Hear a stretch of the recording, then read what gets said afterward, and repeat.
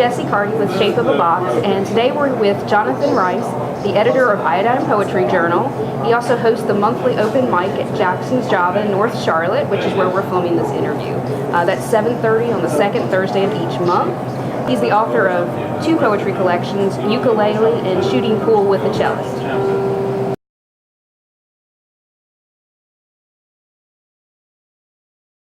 Well, years ago, 10 years ago now, I was getting my work published in small press magazines. A lot of the magazines now, well, then and now, are all different formats and sizes.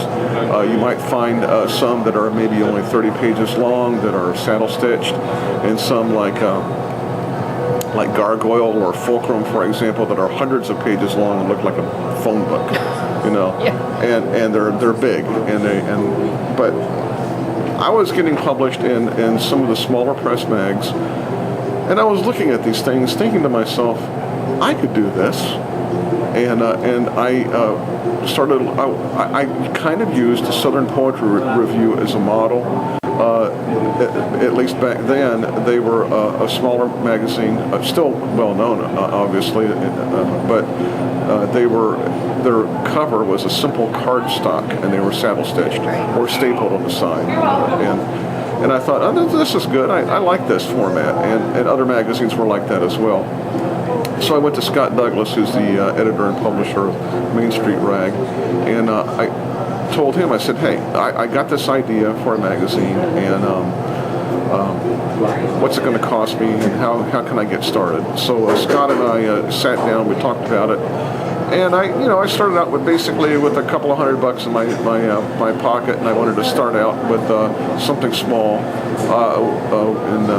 For those of you listening, we're sitting at Jackson's Java, which is where I started this thing, basically. We are. I started a series of open mics here at the cafe, and after about a year, actually, of doing the readings here, I started the magazine up. And I started it by listening to people and saying, or asking them, hey, can I use that for the first issue of Iodine? And so most of the poets in that very first issue, which was I think 32 pages long if I remember right, and it had just a plain red cardstock cover that just said Iodine on the front of it. They were the ones that made up most of that issue, and then I had also put the word out, and I had some other poets from I think mostly from around the South, but now it's developed into what it is now, which is about 70 pages long, thereabouts, and it's perfect bound with full color cover.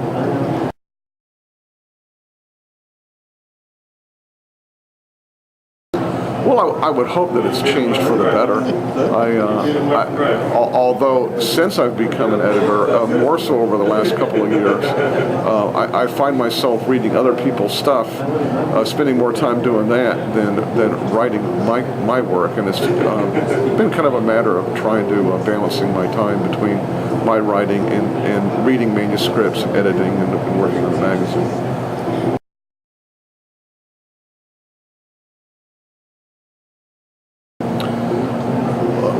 Well, you know what, I was thinking about that, and I guess probably more so over the last 10, 15 years. I would say probably 15 years thereabouts, maybe a little bit longer.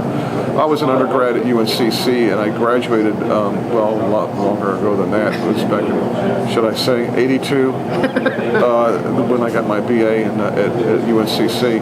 And back then I was writing, and I did get some things published in Sanskrit, the magazine, the literary magazine at UNCC. Beyond that, I didn't really send stuff out. It was it took some time before I kind of got into the literary scene and began taking it more seriously.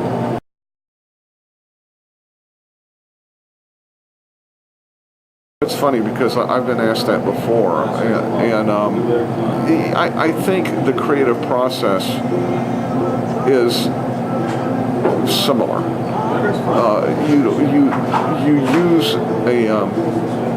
You're using paint and colors and motion with that. And I work with abstract, in abstract work, and with acrylics primarily. And I do also some mixed media, and I work with assemblage. And using these pieces or these shapes and things that you're putting on a canvas is like using words. And I know some people might think, yeah, but these are just words on a page, or these are just splotches on a canvas or whatever. Well, it's not. Writing obviously is a deliberate process. You have to work at that. You have to hone that craft.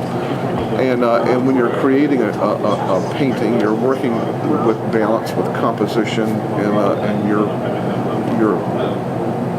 everything that's in there is something that you want where it needs to be.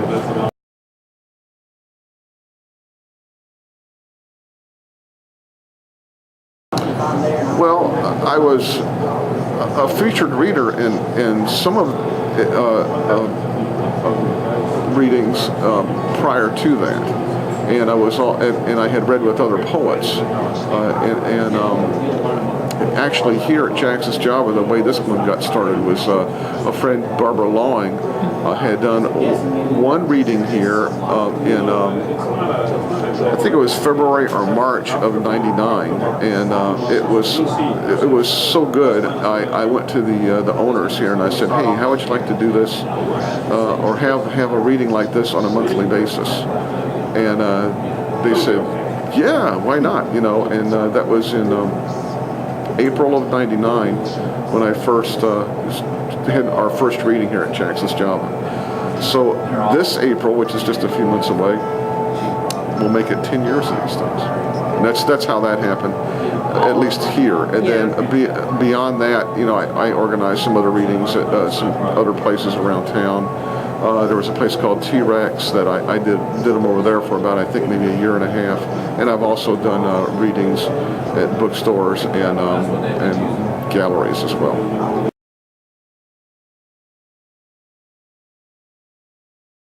Yes, please buy my magazine.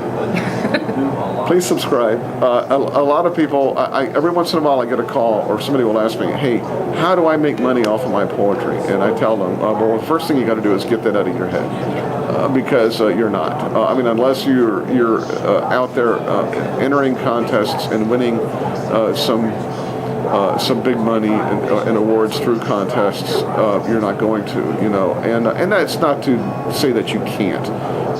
But in the small press industry, it is tough. It is,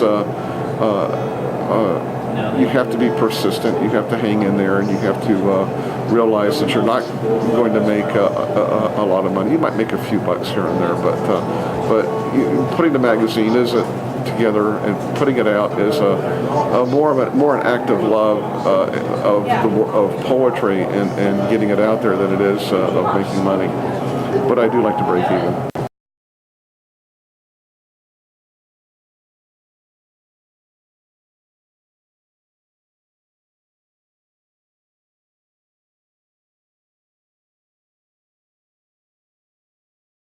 Hi, Mom.